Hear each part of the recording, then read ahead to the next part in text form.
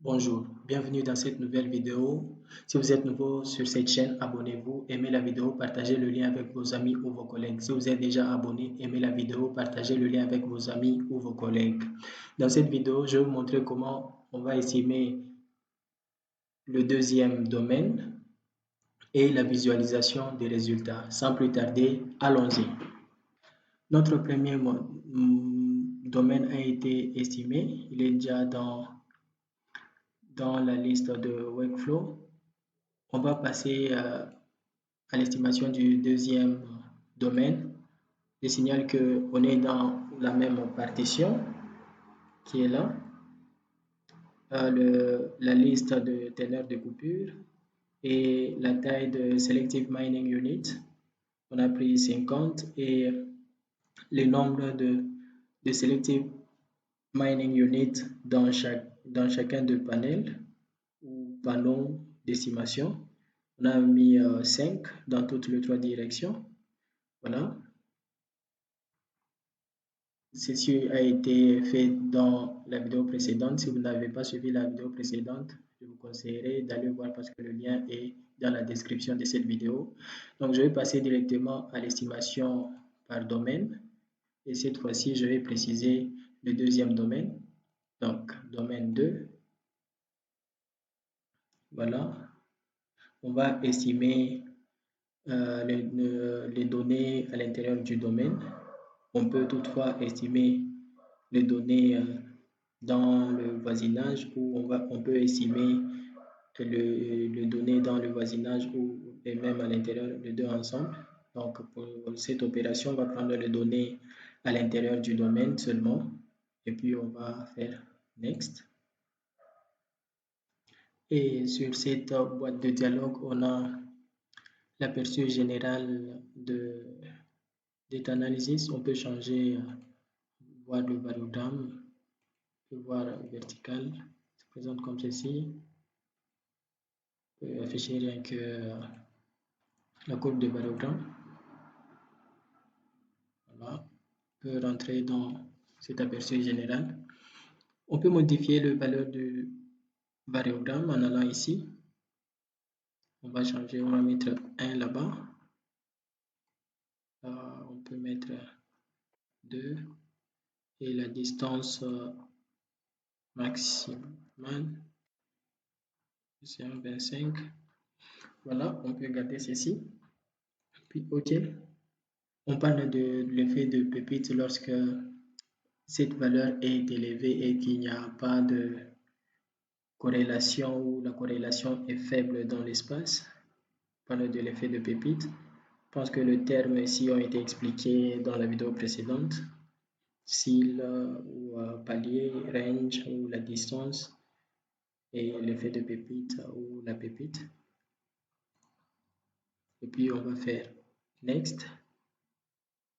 Ici on a la courbe de notre variable par rapport à la distribution gaussienne ou normale, les valeurs de la distribution, et ici on a la distribution de notre variable, et ici nous avons la courbe tonnage et teneur de coupure, et là nous avons la quantité de métal par rapport au tonnage. Et ici, on ne va pas considérer l'effet information. Ici, on appelle ça la correction du support. Ici, on ne va pas tenir compte de l'effet information. Et on va faire Next. Et on va appliquer le gradient. On va changer cette valeur au lieu de 30. Essayons de mettre aussi 250. Dans la vidéo précédente, on a mis 250, 250 et 30. La taille de ces panneaux ici, c'est le 50 qu'on a défini dans l'estimation processing. Et les autres valeurs ici, on laisse par défaut. On va faire Next. On peut changer la taille ici en allant là. On peut changer la taille, mais je vais laisser par défaut. On va appliquer la méthode Uniform Conditioning avec la liste de nos teneurs et Localize Uniform Conditioning qui est là, et on va laisser, on va appliquer aussi les simulations.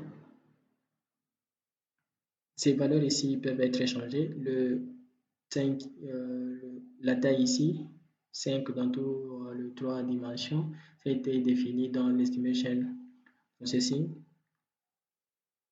Et puis on peut faire finish.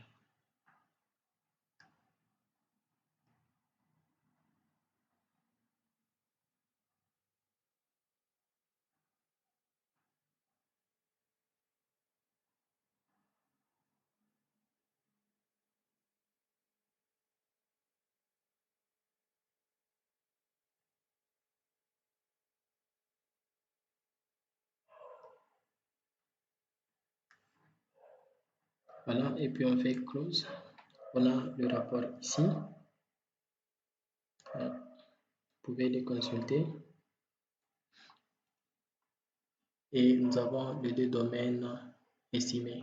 On peut visualiser les résultats en allant dans le panneau Project, et puis dans la partie domaine et résultats, on a les deux domaines. On a la taille de notre partition.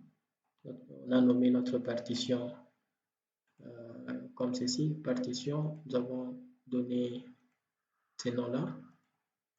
Et on peut voir les résultats d'abord de notre premier domaine. La taille du premier domaine est là, en mètres cubes, le volume. On va voir le panneau, on peut voir le gauge, le tonnage, le métal, la teneur. Prenons la teneur et ici nous avons la liste de notre teneur de coupure. On peut faire un clic droit là-bas. On peut voir sur la carte en 2 dimensions. C'est présente comme ceci.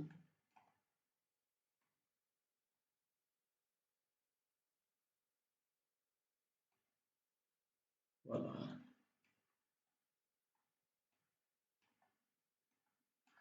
Et on peut voir ça en 3 dimensions. C'est là.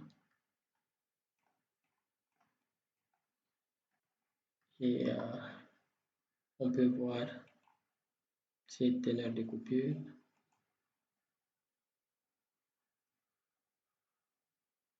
Voilà.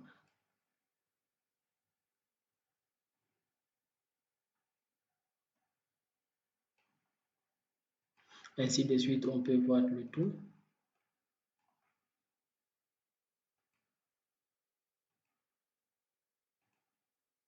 On peut voir pour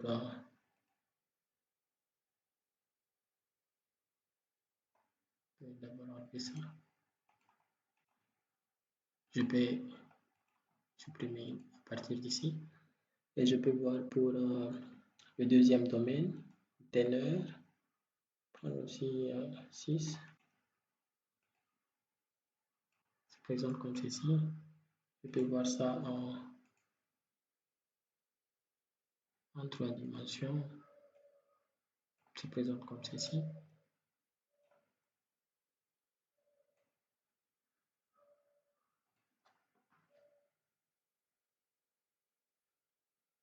Voici comment ça se présente. On peut voir aussi des statistiques.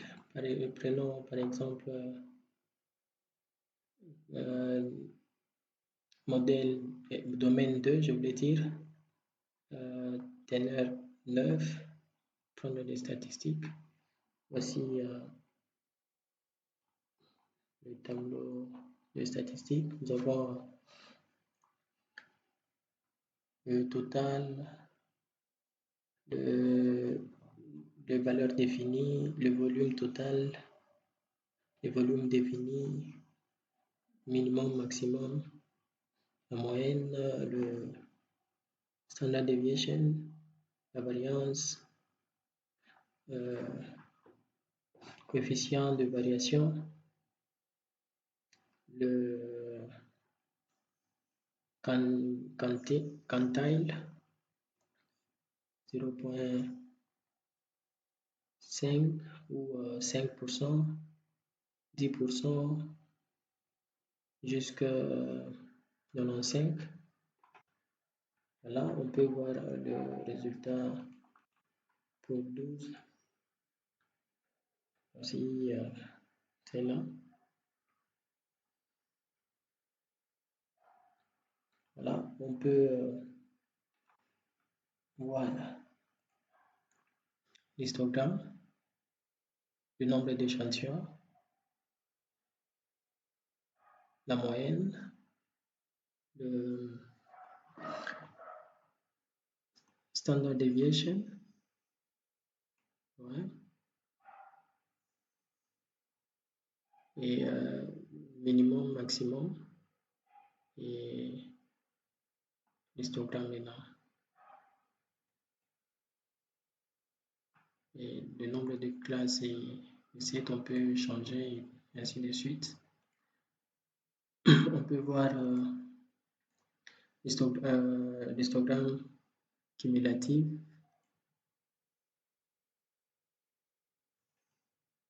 le nombre d'échantillons selon les classes. Voilà. On peut enregistrer aussi les rapports. OK. À part ça, on peut voir aussi la quantité ou le métal selon les teneurs. Prenons par exemple à 6%, il y a quelle quantité de métal, ainsi de suite. On va d'abord voir ça en 3 dimensions. C'est déjà ça.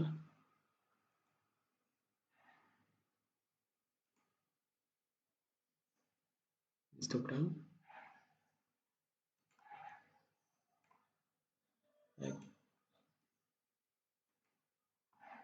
C'est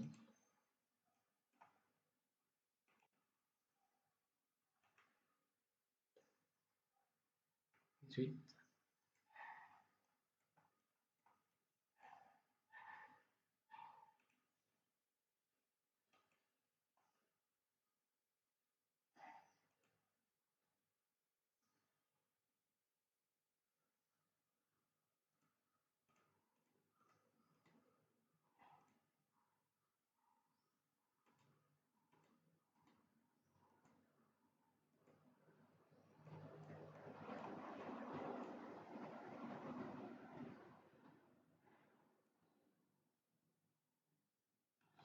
Voilà, on peut voir comme ceci.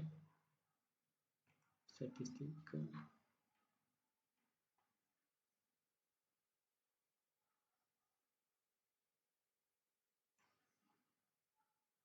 Standard deviation. Variance. Voilà. C'est de cette façon qu'on peut voir. Et si je veux enlever, je vais enlever.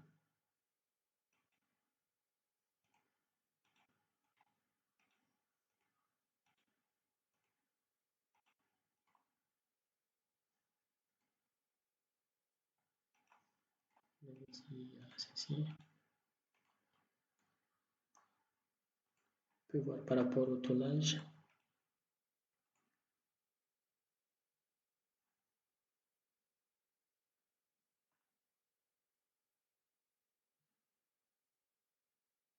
Voilà.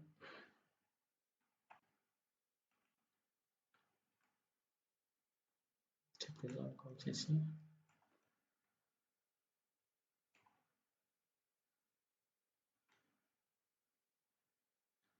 C'est pour ça.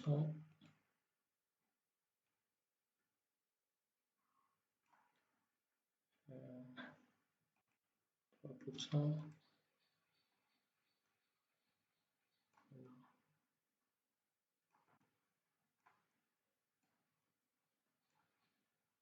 Voilà. Voici les résultats, comment on peut visualiser selon en tenant compte des teneurs de coupure, On peut voir le métal et le tonnage pour les deux domaines. Ça, c'est le résultat du Judge. On peut voir aussi pour le domaine 1, on n'a pas beaucoup vu.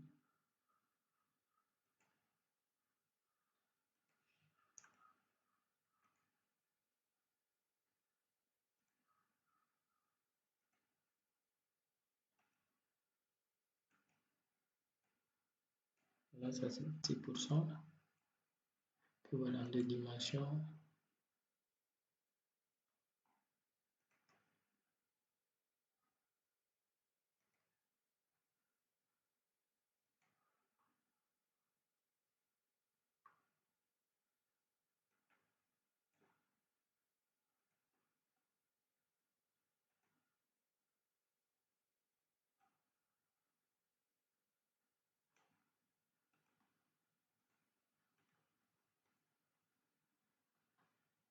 Voilà, ça en deux dimensions. Donc, ceci.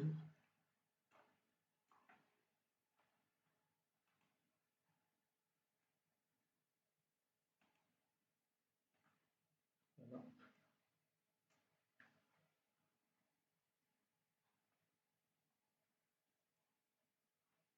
C'est comme ça qu'on peut représenter les résultats de l'estimation